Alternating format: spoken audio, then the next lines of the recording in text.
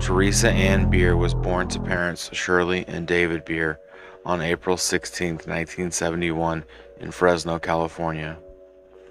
June 1st, 1987 would be the last time that she was seen. Her mother was abusive and would leave a permanent scar on her leg.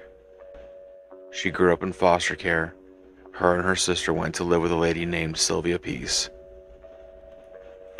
Her father David would go on to marry Margie, the ex-wife of her mother's half-brother. This is not a gene pool that you want to take a dip in.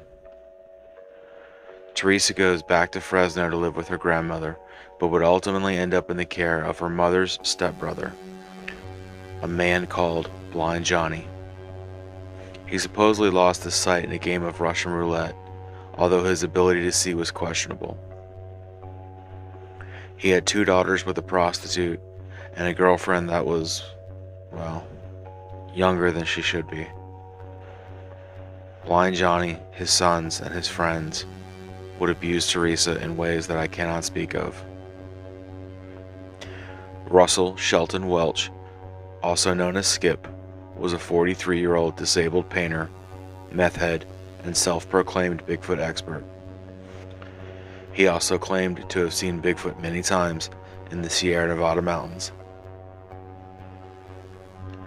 Skip was known by Johnny and stopped by the house for whatever reason. He noticed that Teresa was getting ready for school and offers to drop her off. Johnny accepts the offer. Johnny would later get a call from the school who was questioning Teresa's absence. He told them that she was sick, and then he started questioning Skip's friends and family, all of whom were shocked that he would let this young girl go off with a man like Skip. Michelle Ryan was one of the people that he spoke to, who would tell him the story about Skip taking her into the woods to search for Bigfoot. But Skip's own daughter Chandra had warned her against it, so she brought 2 male friends with her. This decision would prove beneficial. At 6 p.m. June 1st, Blind Johnny reports Teresa missing. When questioned, Skip's daughter Chandra reports that they stopped at the house around 3 p.m. due to Skip needing to repair his 1976 Monte Carlo. She would also tell the police that this isn't the first time that he had done something like this.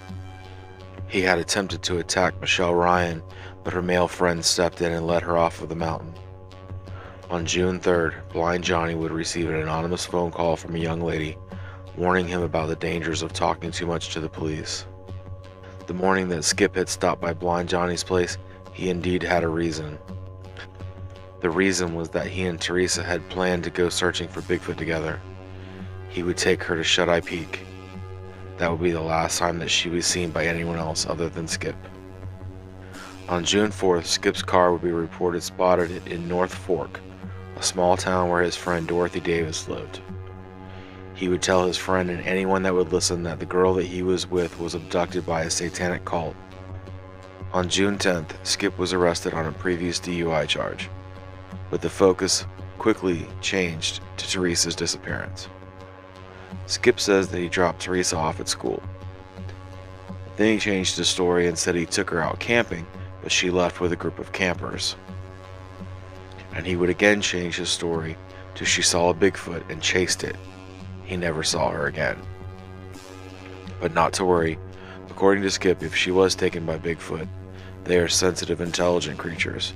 She's fine. Skip would take the police to a campsite. At the campsite, they would find a smoldering fire, a woman's purse, a bra, and a camera. The camera contained pictures of Skip playing guitar, him and Teresa together, and nearby terrain.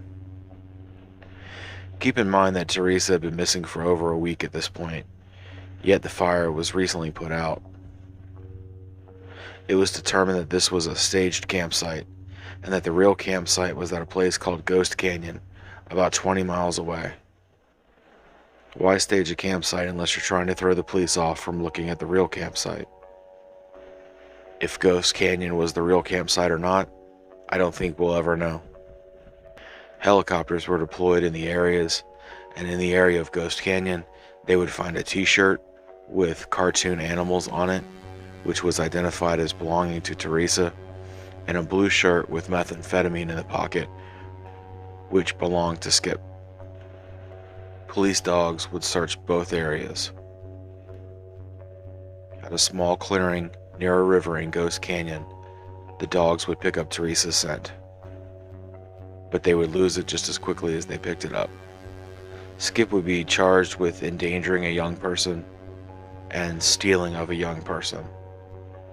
He would originally make bail, but would be rearrested when a judge raised the bail to $30,000. The prosecutors now had a choice. If Skip was charged with the impending charges, they would not be able to charge him with anything else. They decided to wait until Teresa's body surfaced, and they would charge him with murder. But this would never happen. Months would turn into years, and search after search led to nothing but disappointment. Eventually, Teresa's memory would fade, and her case was no longer a priority. No charges were ever filed in her disappearance. Skip would die in March of 1998 of heart disease, taking whatever secrets he had to his grave. Given the torturous nature of this young girl's life, if she was taken by Bigfoot, perhaps she's better off. Teresa Ann Beers has never been found. She would now be 53 years old. If you have any information about this 36-year-old cold case, please contact the Fresno Police Department. J Mac, out.